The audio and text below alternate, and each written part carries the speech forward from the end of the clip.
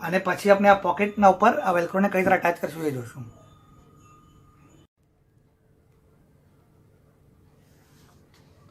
આ આપણે પટ્ટીને ચારે બાજુ સ્ટિચ કરી કાઢી છે, જો બે બાજુ સ્ટિચ કરી કાઢી છે અને મોં બંધ કરી કાઢ્યું છે અને આપણે વેલ્ક્રો અટેચ કરી કાઢ્યો છે. ઠીક છે.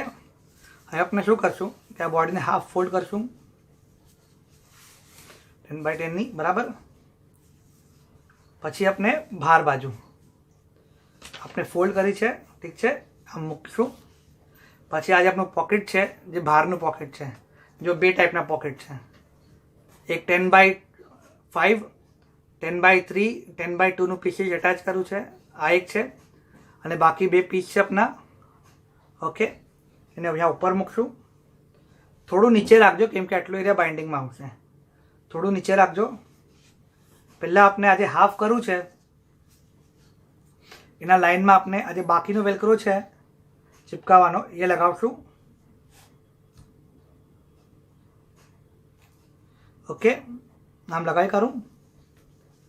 પછી આપણે એટલું બચશે એને આ લગાવી કાઢશું, સ્ટિચ કરી કાઢશું.